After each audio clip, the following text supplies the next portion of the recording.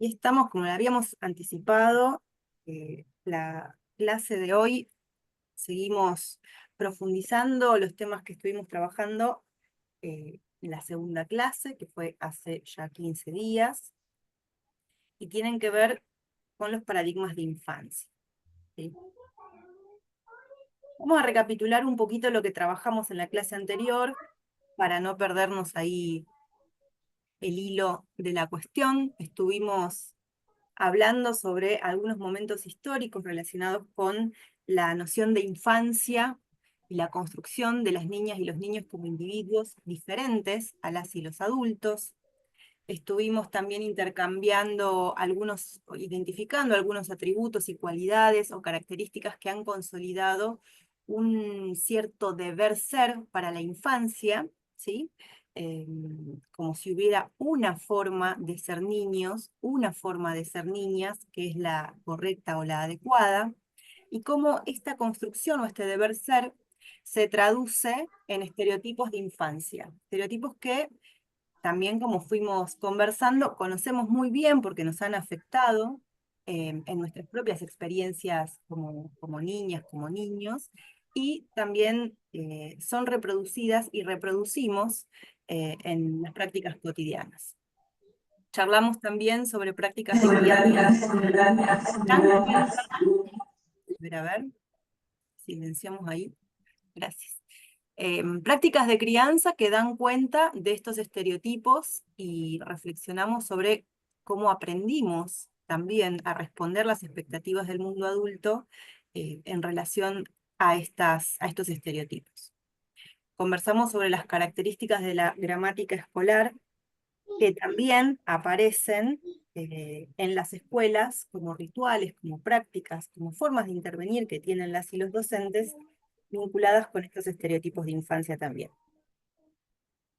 Presentamos dos procesos institucionales que permitieron al Estado ocuparse de la educación de niñas y niños. Estos procesos son la infantilización y la pedagogización, y les propusimos como actividad, algo que estuvieron trabajando, parte en clase, pero también durante la semana, que buscaran una imagen sobre la infancia o las infancias que rompiera un poco con alguno de estos estereotipos que identificamos en clase. Así que ahí el desafío era buscar en la red, inventar, componer, quizás con inteligencia artificial, si vieron trabajo, buscar y construir un tipo de imagen que desafíe estos estereotipos o este deber ser de las infancias sobre el que estuvimos charlando. Ahí dejo de compartir esto un segundo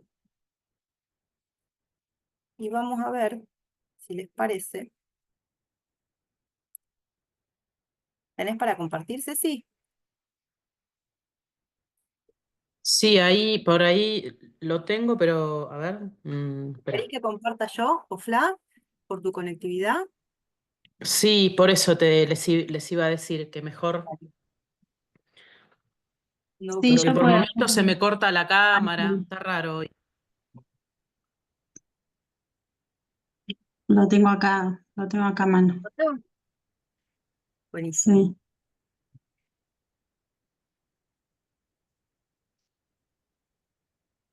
Ahí está. Si subís un poquito, ahí quedaron algunos, ¿se acuerdan este Padlet sobre el que estuvimos Ay, trabajando?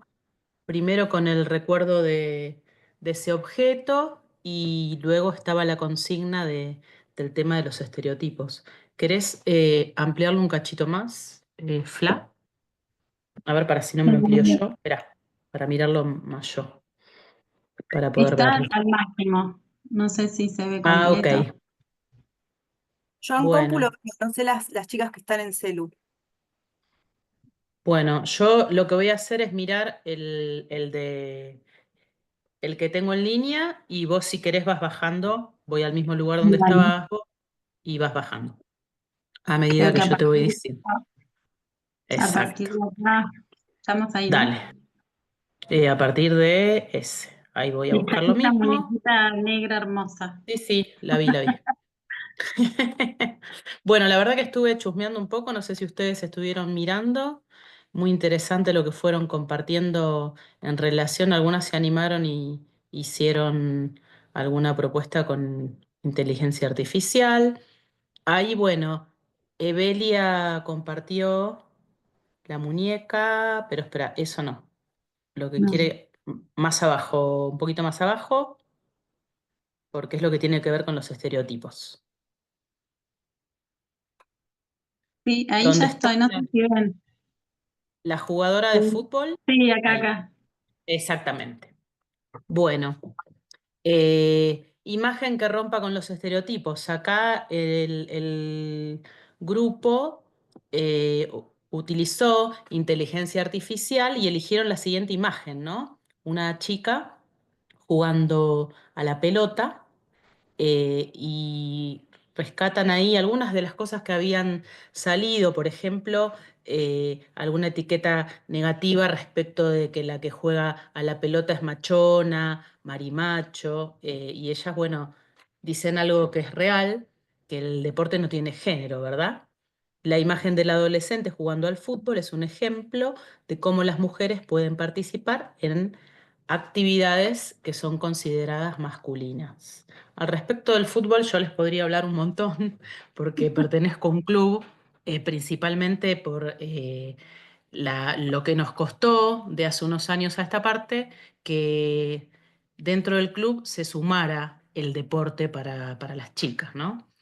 Así que bueno, es todavía una cuenta pendiente el tema del fútbol. Bueno, después Andrea comparte, es imagen también de inteligencia artificial, ¿no? Esto de los juegos, eh, la mujer haciendo deporte y el hombre cocinando. Es bueno empezar a romper con los estereotipos de género, de pensar que la cocina es solo para mujeres y que el fútbol para hombres. Ahí aparece algo relacionado al fútbol también.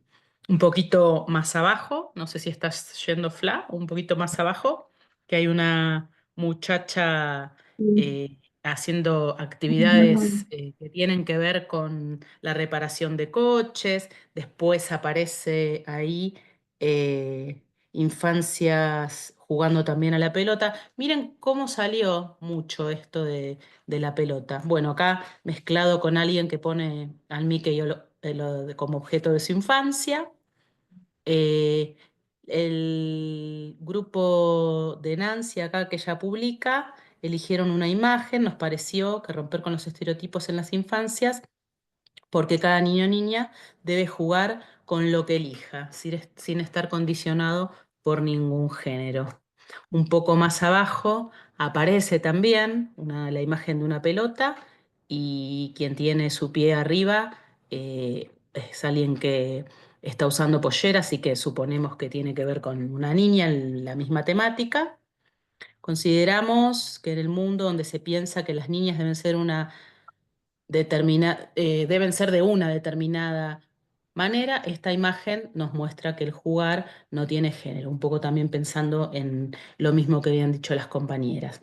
Y ahí, a la derecha, Ludmi y Juli tomaron la imagen de una película que si no la vieron, está buena que la vean, que se llama Billy Elliot, que es la historia de un bailarín, de un niño pequeño, que en un contexto de familia eh, con ciertas cuestiones un poco más pensando que el hombre tiene que estar en las fábricas, bueno, él elige ir a bailar y es un poco la historia de él desde que es pequeño hasta lo muestran luego. Así que se las recomiendo, Billy Elliot, si alguna de ustedes la puede poner en el chat, chicas, si saben cómo se escribe, si no yo después la pongo. Y bueno, acá las chicas eligieron esta imagen porque rompe con estereotipos de género en torno de la danza, ¿no? Que, bueno, al contrario del fútbol, en general se la piensa la danza clásica como un espacio de mujeres y algunas danzas también. Conejito de peluche no sería para estar acá. Integrantes que muestran también otro y ahí está Cecilia, Gloria, María José, eligieron una imagen también en la que, bueno, ellas plantean también que se rompe con el estereotipo, pensando en esto de que siempre los varones tienen que jugar con autos o jugar al fútbol. En este caso están con una niña compartiendo un momento del té, aparecen muñecos y otros objetos. Acá, bueno, el grupo de Katy eh, muestran ahí una imagen en el que está en un lugar, en un negocio donde venden juguetes y dice para niño o para niña, le dice el vendedor. Y la persona que está ahí, que es una mujer por lo que se ve, le dice juguetes para jugar, ¿no? Esta idea de que siempre nos están preguntando por el género y si es varón le ponemos todo de color celeste y azul y si es mujer tiene que ir el rosado, ¿no? En el de la derecha también las chicas eligen imágenes que rompen con los estereotipos, plantean niños jugando también con muñecas, con cochecitos, las ¿Qué niñas jugando hacen? con... Más abajo aparece también, no sé si estás mostrando, Fla, la parte donde hay un niño sentado, a la derecha una niña con una pelota. ¿La ubicás esa parte? Sí, Sí. sí. Bien. Estamos ahí. La infancia rompiendo los estereotipos. Las chicas plantean también, eh, ah, pusieron que ellas estuvieron como ahí discutiendo, ¿no? Y hablan de que cada persona tiene una etapa, ¿no? Y que en lo que trasciende no hay conciencia de las limitaciones que le impone la sociedad y hablan de que la palabra que impone la sociedad, de que significa la palabra estereotipo, sino que nos comportamos libremente sin pensar en el que dirán, un poco en la infancia, ¿no? Como que hay como una libertad, cierta libertad, entre comillas, es lo que plantean estas compañeras. Después, bueno, hay otra imagen de otro niño jugando con muñecas, también en la misma línea de lo que veníamos hablando. Aparece otro objeto que lo vamos a saltear. Y a la derecha las chicas armaron un collage, también para representar a la niñez, la niña con la pelota y el niño está con un cochecito y ahí al fondo, no sé si llegan a ver una canasta también para hacer las compras y hablan de la importancia de el desarrollo de la identidad y esto de promover la inclusión, la diversidad y el respeto de las infancias, ¿no? Un poco más abajo también vuelven a aparecer imágenes creadas con inteligencia artificial. Ahí hay una niña con una pelota y un niño que tiene una mamadera, ¿no? Entonces las chicas dicen, queremos compartir este collage para representar la ruptura de los estereotipos a través de esas imágenes, ¿no? Nuestro objetivo es representar una visión más realista y diversa de la infancia, donde se pueden apreciar caras felices en su máxima expresión. Creemos que es fundamental la pluralidad de experiencias. A la derecha hay una imagen que tiene que ver con un niño que tiene las uñas pintadas, ¿no? Hay muchos niños que se pintan las uñas, por suerte. A la derecha, una niña jugando con autitos, las chicas también plantean lo mismo, que los juegos no tienen género. Y me olvidé el de la izquierda, ¿no? Cuando hablamos de educación en sociedad, bajo el estigma de clases sociales, fíjense que es una imagen eh, diversa. De hecho, solo pueden educarse aquellos sujetos de tez blanca, tiene que ver también con lo que planteamos a veces con cuestiones de discriminación, ¿no? Consideramos que la imagen que seleccionamos rompe con los estereotipos mencionados, ya que podemos observar a niños de tez oscura recibiendo educación de una manera no tradicional, con un adulto a su lado, con libros en sus manos, algunos de pie y otros sentados en el suelo.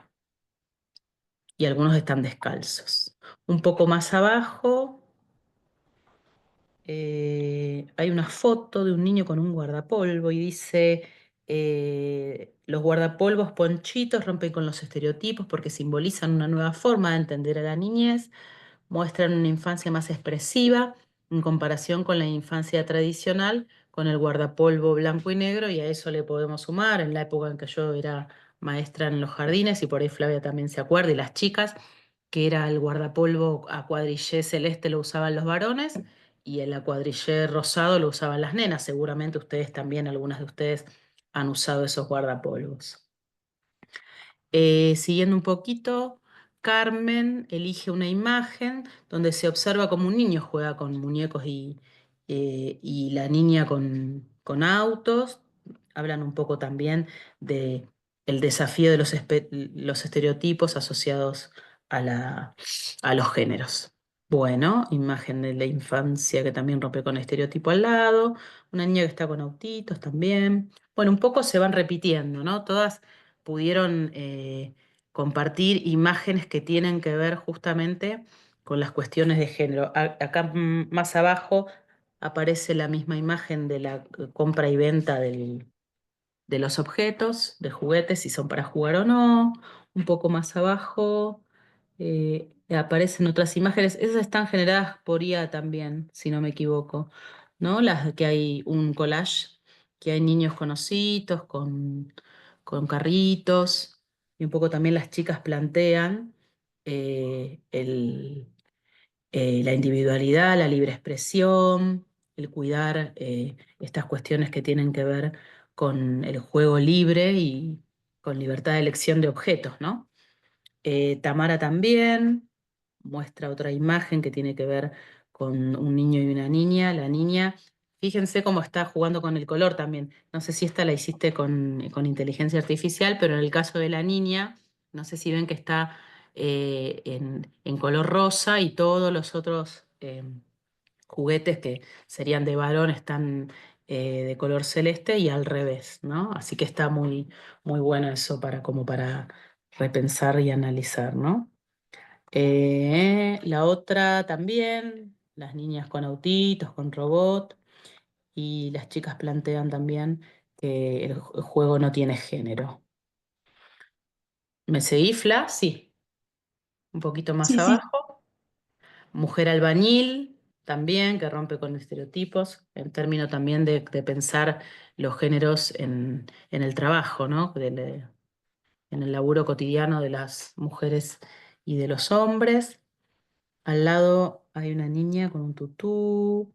Y dicen, elegimos esta imagen porque creemos que rompe con los estereotipos que durante años se fueron reproduciendo de generación en generación, imponiendo qué juegos pueden o no jugar las niñas. Bueno, también retoman un poco eso, ¿no? Los deportes y juegos destinados al género.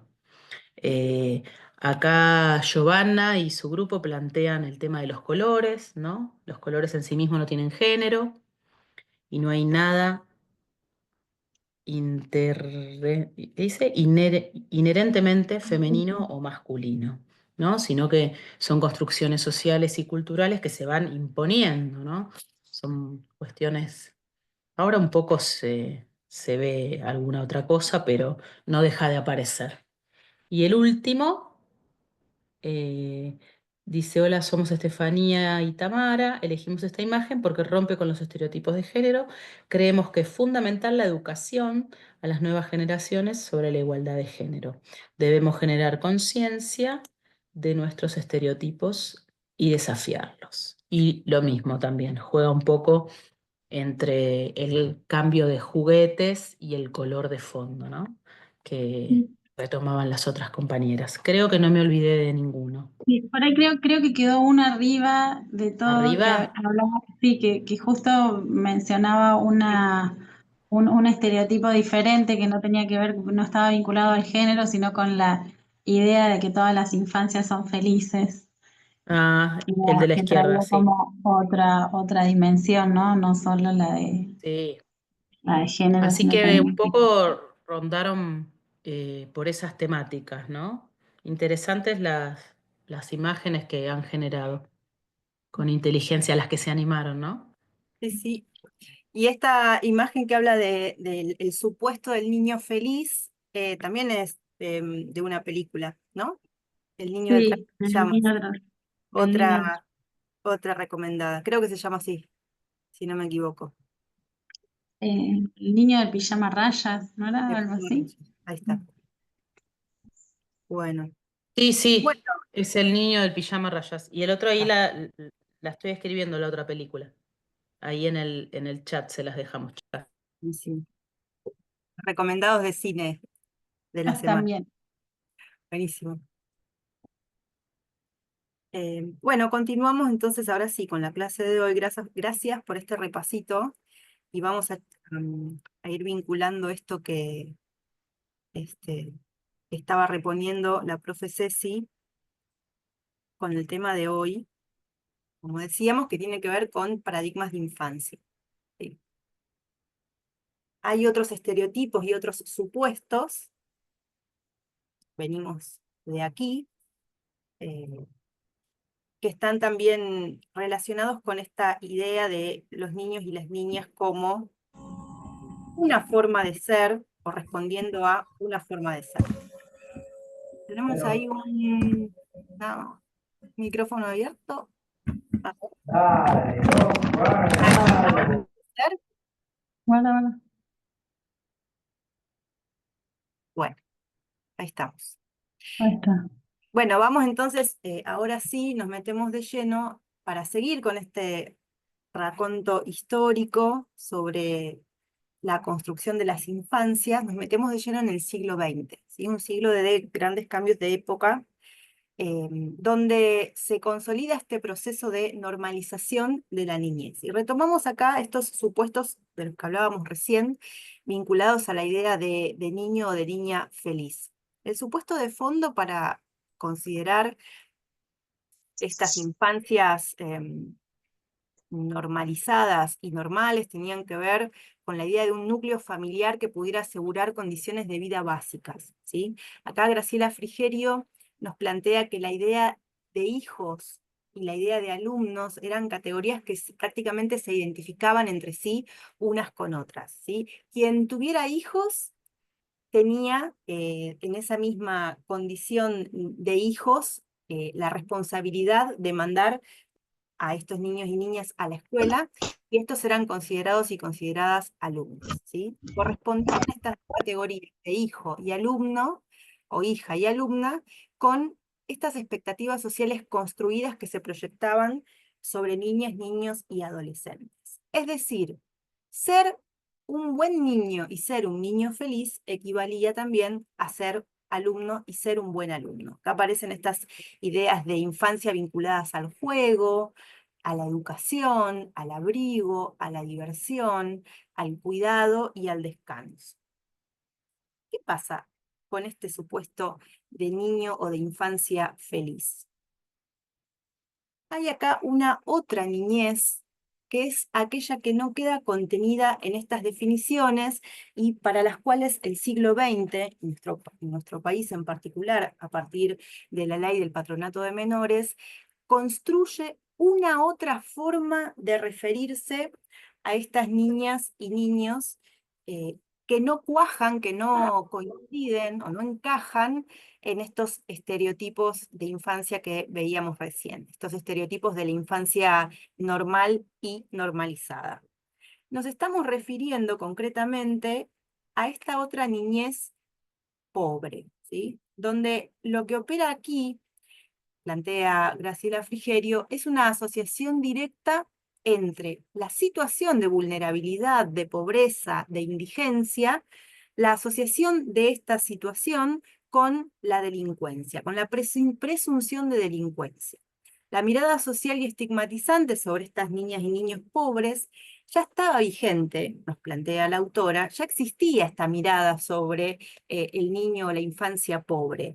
Lo que ocurre es que mediante el Estado y la ley de patronato de menores se construye en esta infancia pobre un sujeto específico de intervención y de institucionalización. Estos otros, antes que niños, eran abandonados, indomables, mendigos, peligrosos, desviados, delincuentes juveniles, manzanas podridas, ladronzuelos, ¿sí? Todas estas formas y construcciones de referirse a este otro o a esta otra manera de ser niño o de ser niña, lo que plantea Graciela Frigerio es que se consolidan como prácticas de minoridad, de este aparato estatal que se fue configurando para identificar, como vamos a ver, y separar a esta otra niñez de la anterior. Bueno, hasta fines del siglo XIX, quienes se ocupaban mayormente de atender a estas infancias, los niños, las niñas huérfanas o en condiciones de extrema vulnerabilidad socioeconómica, eran asociaciones privadas, eclesiásticas, organizaciones benéficas, ¿sí? La imagen que vemos acá en pantallas de niños en el Patronato de la Infancia en 1925, una institución que fue fundada en 1892 en Capital Federal con el objetivo de ayudar a esta población. Lo que veíamos entonces es que con la Ley de Patronato de Menores, conocida también como Ley Agote, porque Luis Agote fue el médico que la redactó, fundamentalmente era un legislador del Partido Conservador, lo que plantea es que el Estado, a través de distintos dispositivos institucionales y roles, encarnados en agentes específicos, se ocupó, como decía, de analizar, clasificar y discriminar, es decir, diferenciar a las niñeces y adolescencias pobres. Estos son los niños y las niñas que se identificaban o se denominaban como menores, ¿sí? ¿Qué los diferencia del resto de los niños y las niñas desde este paradigma de infancia o paradigma del patronato de menores? Su situación de irregularidad, así se lo consideraba, ¿sí? Que estos niños o estas niñas pobres estaban en una situación irregular en relación o en comparación con las otras infancias y sobre todo en comparación con estos estándares del deber ser de la infancia, ¿no? Estos niños y niñas que no tenían de fondo una familia que los cuide, que los proteja, que los alimente, estaban en situación irregular. Estas prácticas de minorización, lo que nos plantea Graciela Frigerio, es que finalmente termina construyendo a estas infancias como si se tratara de la resaca de la sociedad, el resto, el descarte, interrumpiendo y obstruyendo radicalmente su inscripción en el tejido social, es decir, la posibilidad de que sean parte del lazo de la comunidad. Acá vemos, por ejemplo, una imagen de niñas fotografiadas durante su ingreso al patronato.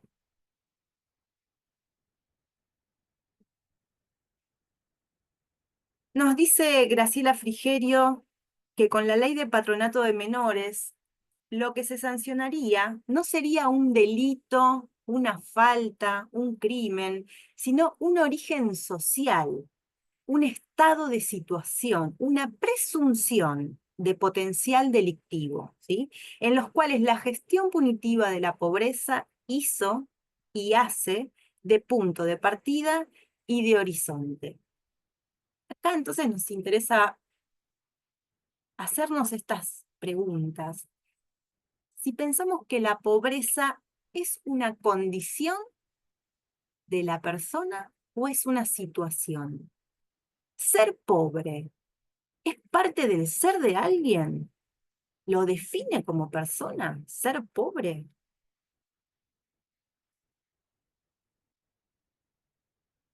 El siglo XX también fue un siglo, como decíamos, convulsionado, protagonista de muchas revoluciones, y en materia de derechos humanos, también se dio un proceso bastante interesante y acelerado, donde se sostuvieron distintos debates que contribuyeron a revisar la responsabilidad de los estados con sus pueblos, con su ciudadanía, ¿sí?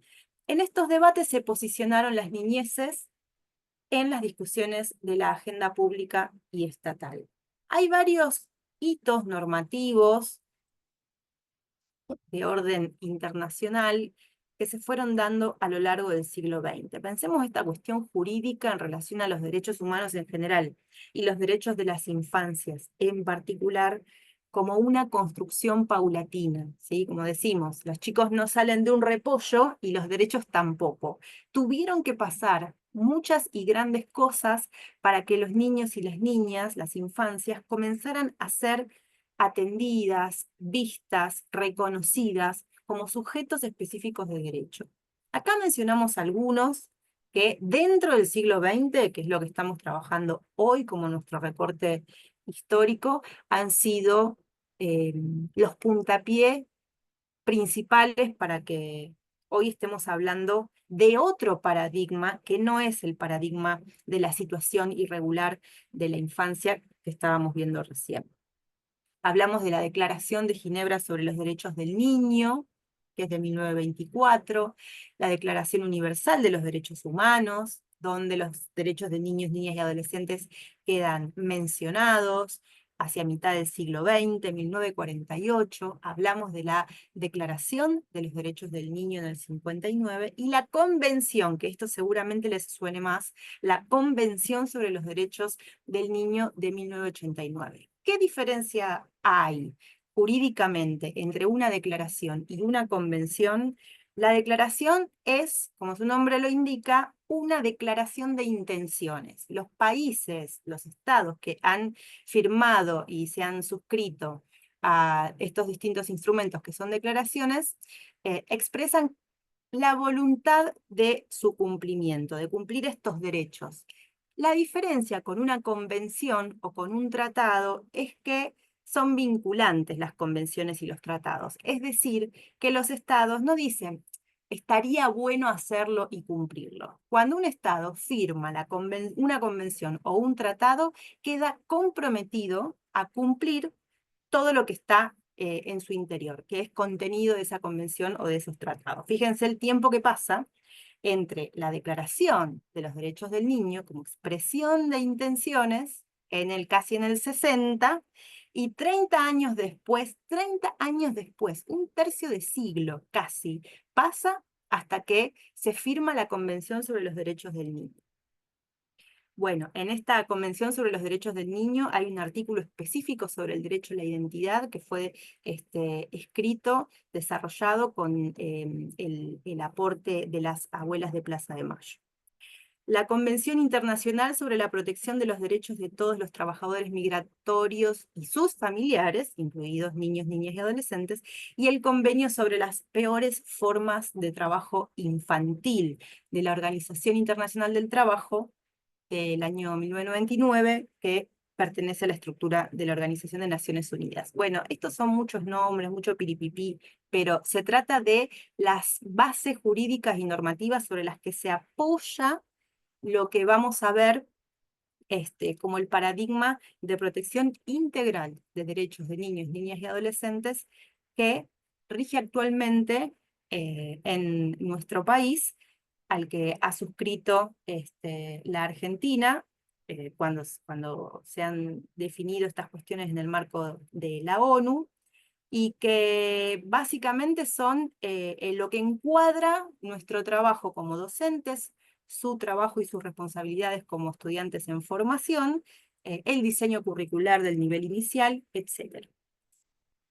Lo que nos preguntamos, y no me voy a extender más para no comernos el tiempo de la actividad que pensamos, nos preguntamos estas dos cuestiones, que fíjense qué básicas y qué necesarias son. ¿Por qué hacen falta tantas herramientas jurídicas referidas a los niños, niñas, adolescentes y sus derechos? ¿Por qué tanto? ¿De qué hay que cuidar a las infancias? ¿De qué? ¿O de quiénes? ¿Y cómo? ¿Por qué tanto? ¿Sí?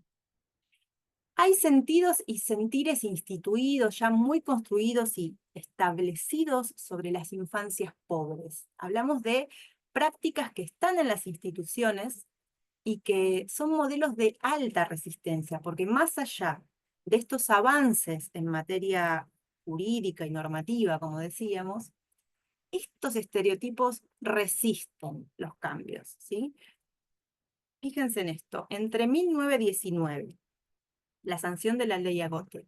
Y el año 2005, ya siglo XXI, donde se sanciona en nuestro país la Ley de Protección Integral de Derechos de Niños, Niñas y Adolescentes, transcurrió casi un siglo, donde estos y estas profesionales, agentes del Estado, que trabajaban con niños, niñas y adolescentes considerados en situación social irregular, estos adultos que trabajaron desde el Estado con estas infancias, formaron parte de un modelo que se ha sostenido en una mirada estigmatizante de la pobreza, porque esas niñas y esos niños que han transitado por este sistema paralelo, podríamos decir, o simultáneo, que ha construido el Estado, venían de contextos pobres, ¿sí? Estos sentidos sobre las infancias pobres tuvieron una enorme pregnancia, tanto en los discursos como en las prácticas estatales, incluida la escuela. Y esto se ha visto, lo hemos visto, seguramente escuchado, protagonizado quizás también en alguna ocasión, esto de escuchar, ¿y qué querés con la familia que tiene? ¿Sí? Estos dichos que aparecen también en las escuelas, en los discursos, en las prácticas, se han consolidado, como decíamos recién, a lo largo de un siglo. E insisten, son de las cosas más difíciles y más duras de corroer y de desarmar. Miren esto. Acá tenemos un dato que proporcionó la Asamblea Permanente por los Derechos Humanos en el año 2013, hace más de 10 años. Ellos plantean un estudio elaborado por la Secretaría de Derechos Humanos y UNICEF, publicado en 2006, arrojó, escuchen esto, el 87% de los niños, niñas y adolescentes recluidos en nuestro país, es decir, 9 de cada 10 de los niños, niñas y adolescentes recluidos en el país, lo estaban por causas asistenciales, ¿sí? Solo el 13% estaba detenido por hechos delictivos. El trabajo informaba que la institucionalización fue, es decir, encerrar a los niños, niñas, institucionalizarlos y adolescentes, fue la respuesta generalizada que dio el Estado desde las políticas públicas a los chicos y chicas abandonados, abusados o víctimas de otros delitos. Chicos y chicas con causas asistenciales compartían el mismo establecimiento con menores con causas penales. ¿Por qué? Porque se estaba mirando la condición social de ese niño, de esa niña, de ese adolescente, y no concretamente la situación por la cual entraba en el circuito de estas prácticas de minoridad de las que nos habla Graciela Frigerio. Ahora queremos proponerles, nos quedan unos minutos, una actividad para profundizar un poco este ejercicio y esta gimnasia, podríamos decir, de pensar realmente de qué hablamos cuando hablamos de infancias y en quiénes estamos pensando, ¿sí? ¿Son otros o somos nosotros? Lo que les proponemos es, perdón, Ro, ¿querés contar vos la consigna? ¿Estás Sí, por ahí? dale, dale. Dale, Sí, sí, dale, estoy dale. acá, ¿me escuchan? Bien. Bueno, la propuesta es que conversen en grupos, ahora los vamos a dividir en salas, que conversen y piensen algunos ejemplos de esto que nos propone Débora Cantor, que tiene que ver con unos y otros. Ahora los vamos a leer a eso. Ejemplos de esos unos y otros que ven en sus zonas donde viven, en sus barrios, y allí pueden identificar cómo la división de las infancias está vista y aparece en la cotidianidad de nuestras vidas. Les leo rápidamente lo que nos plantea Débora Cantor. Hay muchas maneras de dar cuenta de la fragmentación y de la división de las vidas. Yo elijo la siguiente. Unos se socializan en el shopping, otros en la calle cartoneando. Unos comen fast food, otros comen rápido en el comedor comunitario. Unos comen comida basura, otros rebuscan en la basura para comer. Unos configuran tribus urbanas en torno al consumo, otros conforman bandas en torno a la imposibilidad de acceso al mercado. Unos tienen la pareja de mi mamá o la novia de mi viejo, otros tienen padrastro y madrastra. Unos aspiran a cambiar el MP4, otros aspiran boxearán en la estación. Unos asisten al taller de acrobacia, otros aprenden malabares en un programa social para pibes limosneros de semáforos.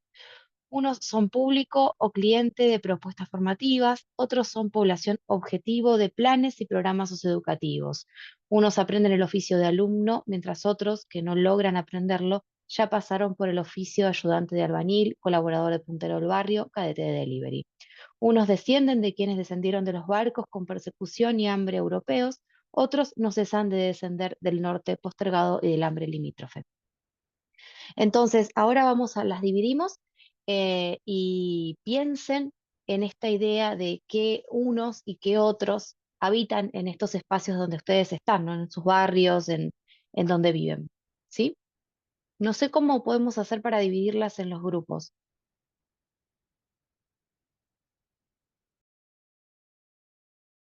Creo que Flor, no sé quién está con la cuenta del ministerio, puede hacer eso. Si está, no sé si está Flor.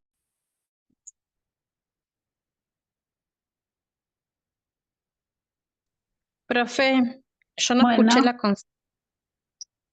ahí las chicas están proponiendo participación abierta sin los grupos por el tema del tiempo. Sí, estamos como Sí. medias Sí, ajustadas. igual sí, sí, nos quedamos con poco tiempo, pero igual lo que nos interesa es que haya un ratito de intercambio entre ustedes y que esto pueda quedar plasmado como, a ver, ya armo una sala. Nos damos, 5 minutos. ¿cuánto? Sí, ¿Cómo? 5 minutitos, Cinco. 5 minutos, sí, ¿5? Vamos, sí. ahí Ujú. armo 12 salas. Se dividen de manera automática, Karina, sí, así que van a ser como medio azaroso. Las abro. Acuérdense que les va a aparecer un cuadradito que diga, te están invitando a ir a la sala tanto, pongan aceptar y después de los 5 minutos vuelven automáticamente, si la programás, vuelven automáticamente a la sala. Y quienes están ahí en el instituto se pueden agrupar ahí Ujú, mismo, eso. entre 10, más o menos, entre 8 y 10 Yo voy a grupos. dejar ahora proyectado el texto de Débora Cantor. Así las compañeras que están en los menucos lo pueden releer. Nos vamos a las salas.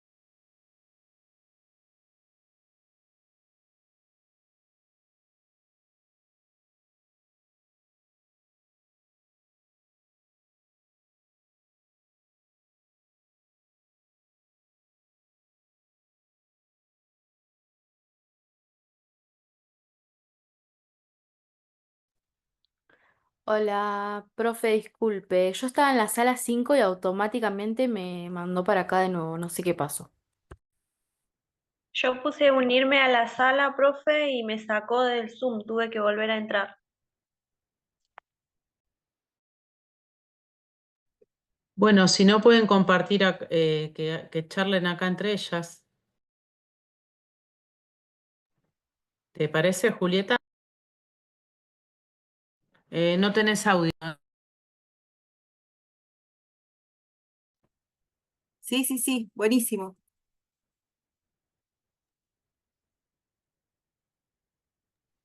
Quienes están acá pueden conversar acá, chicas. Total, nosotras estamos silenciadas, las profes. Hacemos como que no escuchamos.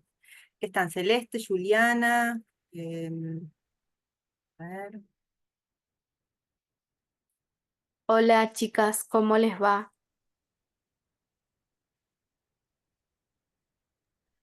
Hola, buenas noches, ¿cómo están? Buenas, ¿todo bien? Bueno, em, Vamos a identificar algunas cuestiones. Sí.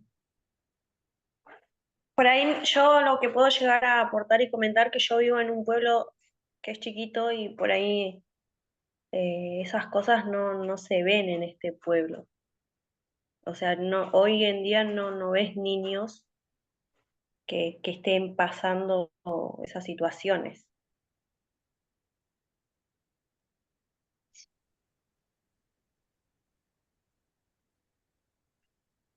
Bien, bueno, yo ya vivo en Jacobasi, es como un pueblo más grande y, Ahí me sale para unirme a la sala 2, profe.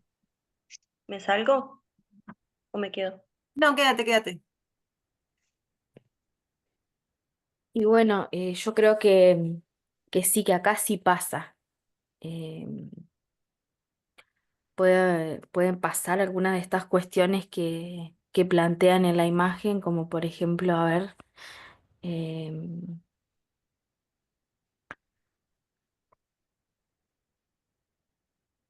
donde dice, unos tienen la pareja de mi mamá o la novia de mi viejo y otros tienen padrastro y madrastra.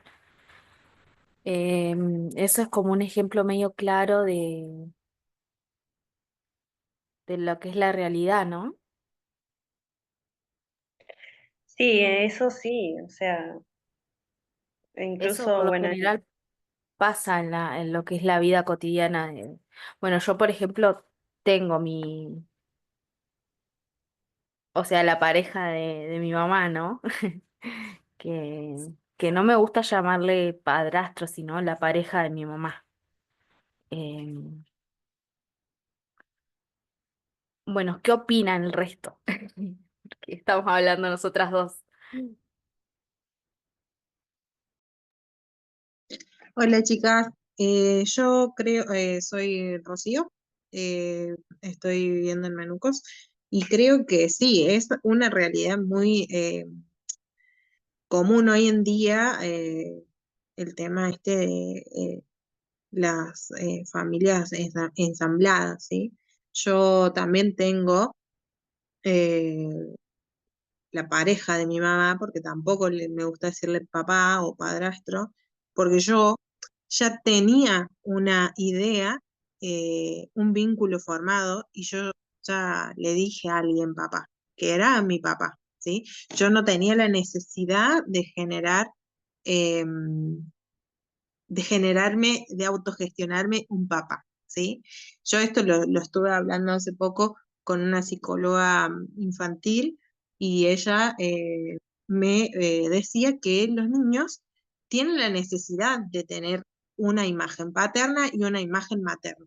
No importa quién cumpla el rol, pero esa imagen la gestionan ellos. A mí, en mi caso particular, me pasa con mi hijo. Mi hijo me tiene a mí como mamá y su papá de sangre, su progenitor, no es un padre presente. Entonces, él se autogestionó un padre. La pareja de mi mamá le dice papá, ¿sí? Porque él estuvo en los momentos que tuvo que estar, en reuniones de la escuela, cuando se enfermó y demás. Eso lo generan ellos. Me parece que es muy importante y eso es lo que se está viendo hoy en día, digamos. No sé qué ustedes piensan.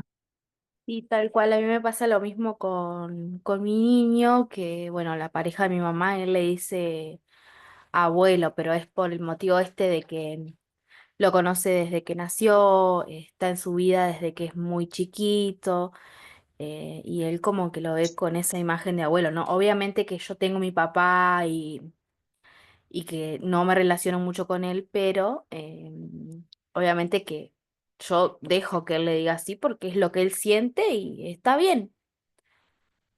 Claro, sí, básicamente, bueno, mi papá se murió, ¿sí? Entonces, en Malaquía no tenía a otra persona. Entonces, justo la pareja de mi mamá es padrino, abuelo, padre, todo, porque es la única figura que él tuvo cercana para poder em, dejar sentir esa, digamos, ese vínculo paternal. Lo recibió desde esa persona. Este, y eso lo generan ellos y me parece algo eh, sumamente loco como ellos se auto, se autogestionan, digamos, lo que les falta. ¿Sí? Ellos lo buscan, buscan lo que les falta y es algo impresionante, sus cabecitas, cómo, cómo se adecúan a lo que está pasando, a lo que pasa en las familias y demás. Eh, Tal cual. ¿Y algún así otro que no, ejemplo que podamos buscar? Porque creo que ya están casi, o sea, ya otro terminó el tiempo. ejemplo, eh, a ver, se me fue la pantalla. Sí, a mí también, no sé qué pasó. Bueno, ahí estamos, ya Sí, volvimos profe. todas, chicas Yara, el grupo que se había quedado acá en el... Les cortamos el chorro, perdón, pero bueno, ya empieza Sí, la próxima clase, disculpen. Mira, ahí están volviendo estuvo muy ratatatatata, bueno la todas. conversación. Sí, sí, sí. Estaba interesantísimo el asunto. Sí, sí, sí, sí, tal cual. Sí, Pero bueno, les Sí, avisé Estaba porque para seguirlo un sí, ratito más, ¿eh? sí, sí, muy, nos quedamos sin tiempo. con ganas. Bueno, sí. Eh, por ahí este, sí, ¿querés que quede así como pendiente y retomamos, que sigan como pensando en la semana alguna situación bueno, en mi grupo les costó un poco. ujú, Hay otra dinámica que se sucede en los pueblos pequeños que fue re interesante ujú. eh, para contar y o sea, a lo mejor empezar la otra clase con la Con esta socialización. actitud y con este ejercicio. Está bueno porque en realidad la consigna apunta a pensar cuáles son los criterios que dividen las infancias y que hacen pensar en unos y en otros, ¿sí? Lo que nos trae Débora Cantor en este texto son ejemplos muy urbanos y muy de ciudades súper requete, recontrapobladas, ¿sí? Donde las problemáticas son unas y particulares. Por eso también el desafío es poder pensar en nuestros barrios, en nuestras comunidades. Bueno, ¿cuáles son estos criterios con los cuales se dividen las infancias y se construyen estas miradas diferenciadas sobre unos niños o niñas em, en relación a otros? Bueno, no se preocupen porque acá, como proponía la profe Flavia, lo vamos a retomar. Esperamos que queden resonando estas palabras y estas consignas y esta lectura durante la semana. Ya le damos el paso a las profes y al espacio curricular que sigue, ¿sí? Y lo dejamos disponible en el foro. La consigna la vamos a dejar en el foro para que puedan volver a leerla, ¿sí? A revisar las palabras de Débora Cantor y la consigna de trabajo que les propusimos. Nati. Juli, Sí,